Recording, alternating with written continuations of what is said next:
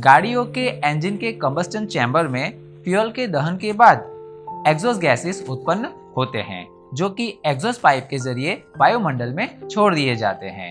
इन exhaust gas में अलग अलग प्रकार के जहरीले गैसेस होते हैं जो कि प्रकृति और हमारे लिए हानिकारक होते हैं। सो गाइस, आज के लेसन में हम सीखने वाले हैं ऑटोमोटिव एमिशंस यानी कि मोटर वाहन उत्सर्जन के बारे में। Hi friends, my name is Jaipal and welcome to our channel ओरा।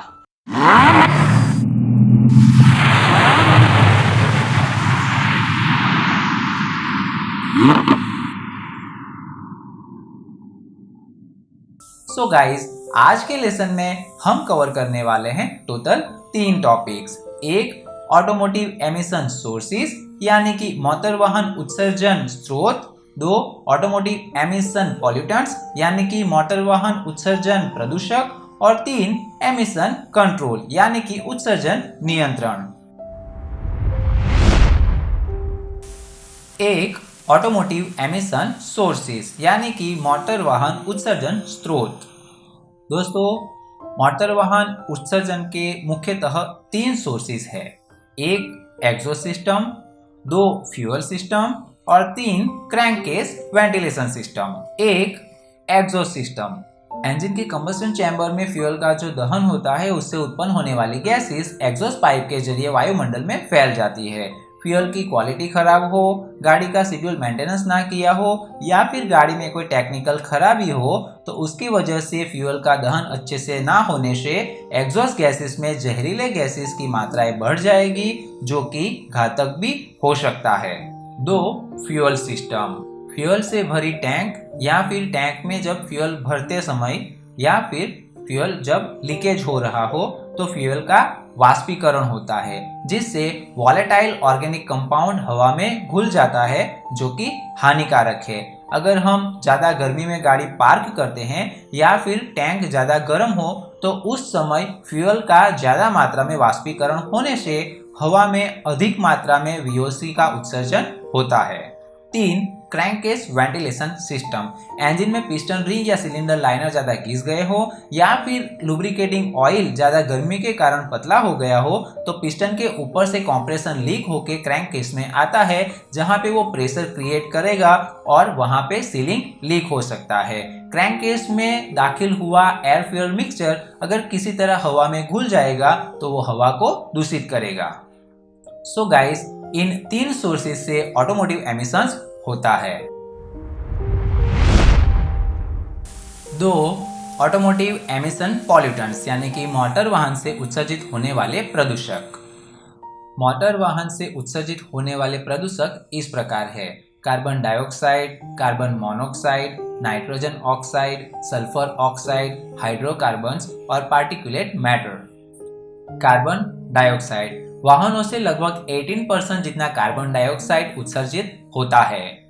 हवा और फ्यूल का संपूर्ण दहन होने से कार्बन डाइऑक्साइड पानी के साथ उत्सर्जित होता है।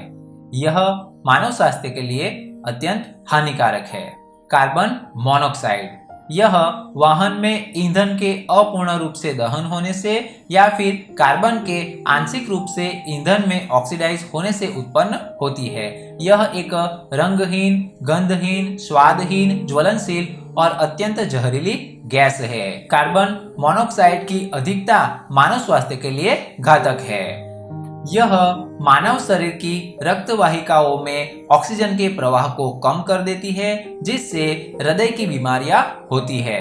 नाइट्रोजन ऑक्साइड, वायु में लगभग 78% जितनी नाइट्रोजन होती है। कंबस्टन चैम्बर में हाई प्रेशर तथा हाई टेम्परेचर के अंतर्गत नाइट्रोजन ऑक्सीजन के साथ क्रिया करके नाइट्रोजन ऑक्साइड बनाती है। सल्फर ऑक्साइड, इंजन में यूज होने वाले फ्यूल में मौजूद सल्फर के कण ऑक्सीजन के साथ मिलने से सल्फर ऑक्साइड उत्पन्न होता है जिसको नियंत्रित करने के लिए फ्यूल में से सल्फर के कणों को हटा दिया जाता है। सल्फर ऑक्साइड घातक साबित होता है। हाइड्रोकार्बन, एग्जॉस्ट एमिशन में निकलने वाला हाइड्रोकार्बन एक प्रकार का जहर है। बड़े शहरों में घना कोहरा हाइड्रोकार्बन की वजह से होता है। यह शरीर में जाने से अस्थमा, लीवर की बीमारी, लंग्स की बीमारी तथा कैंसर जैसे रोग होते हैं। Particulates matter. इंजन से उत्पन्न होने वाले धुएं में माइक्रोन की साइज के ब्लैक पार्टिकल्स होते हैं जो कि हेल्थ पे नेगेटिव इफेक्ट करते हैं, जिससे सांसों की, रक्त वाहिकाओं की और कैंसर जैसी बीमारी हो सकती है। 3. एमिशन कंट्रोल यानी कि उत्सर्जन नियंत्रण। गाड़ियों से कम पॉल्यूशन हो उसके लिए गाड़ियों में अलग अलग प्रकार की टेक्नोलॉजी का उपयोग होता है, जो कि इस प्रकार है। 1. Air injection system, 2. Catalytic converter और 3. Exhaust gas recirculation valve. Air injection system exhaust gas से हाइड्रोकार्बन और कार्बन मोनोऑक्साइड को दूर करने के लिए एग्जॉस्ट लाइन में फ्रेश एयर इंजेक्ट करके अनबर्न गैसेस जिसमें HC और CO होता है उसको जला दिया जाता है और इस तरह एग्जॉस्ट गैस को कम हार्मफुल करने के बाद एग्जॉस्ट पाइप के थ्रू वायुमंडल में छोड़ा जाता है। कैटालिटिक कन्वर्टर का यूज करके एग्जॉस्ट गैस में मौजूद HC और CO जैसे हार्मफुल गैसेस को कम हार्मफुल गैसेस में कन्वर्ट करके वायुमंडल में छोड़ा जाता है। कैटालिटिक कन्वर्टर CO को CO2 में और HC को H2O यानी कि पानी और CO2 यानी कि कार्बन डाइऑक्साइड में कन्वर्ट करके एग्जॉस्ट पाइप के थ्रू वायुमंडल में छोड़ देता है। Exhaust gas recirculation system combustion chamber का टेम्परेचर बहुत ही ज्यादा बढ़ जाने से एग्जॉस्ट गैस में नॉक्स यानी कि नाइट्रोजन ऑक्साइड की मात्रा बढ़ जाती है। ऐसी परिस्थिति में EGR वाल्व का उपयोग करके एग्जॉस्ट गैस की कुछ मात्रा को इनटेक मैनिफोल्ड की फ्रेश एयर के साथ मिलाकर प्री इग्निशन को रोका जाता है और इस तरह कंबसन चैम्बर के टेम्परेचर को कम किया जाता है, जिससे एग्जॉस्ट गैस में नॉक्स की मात्रा कम की जा सके।